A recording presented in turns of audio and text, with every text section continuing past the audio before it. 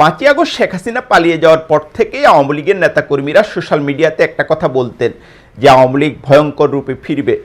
তাদের কথাই আসলে সত্য হয়েছে। আমরা যেটা দেখছি যে আওয়ামী লীগ ভয়ঙ্কর রূপে ফিরে এসেছে। গত কয়েকদিনে বিশেষ করে ঢাকা তারা এক ধরনের আতঙ্কের পরিবেশ তৈরি করেছে। একের পর এক বাসে আগুন দিচ্ছে, ককটেল হামলা চালাচ্ছে বিভিন্ন গুরুত্বপূর্ণ স্থানে, এবং যেটা বলছিলাম এক ধরনের আতঙ্কের পরিবেশ তৈরি করেছে। কিশোরগঞ্জে বাসে আগুন দিয়ে একজন মানুষকে হত্যা করা হয়েছে, এবং যেটা বোঝা যাচ্ছে যে আগামী কয়েকদিনে পরিস্থিতি হয়তো আরও নাজুক হবে।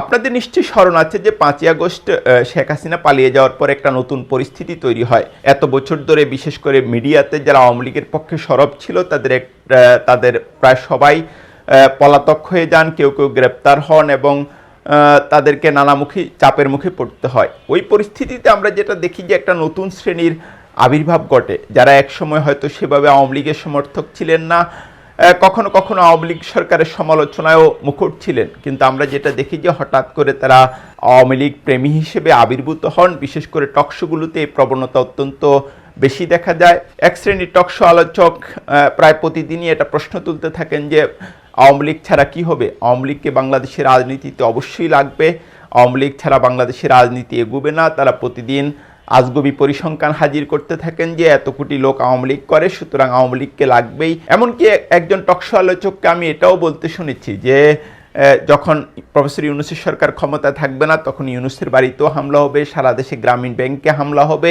এখন আমরা যেটা দেখছি যে ইউনূস সরকার ক্ষমতা থাকা অবস্থাতেই গ্রামীণ ব্যাংকের সামনে ককটেল হামলা হচ্ছে, এবং যেটা আমি বলছিলাম পরিস্থিতি আসলে ক্রমশ নাজুক হচ্ছে, এবং এটা একদম স্পষ্ট। আমি সোশ্যাল মিডিয়াতে আপনারা বিশেষ করে বিদেশে থাকা আওয়ামী লীগের অনেক অনলাইন অ্যাক্টিভিস্ট বা অনলাইন নেতার পোস্ট দেখবেন, তারা একদম অনেকটা টিউটোরিয়াল টাইপ দিচ্ছিল যে কিভাবে বাসে আগুন দিতে হবে।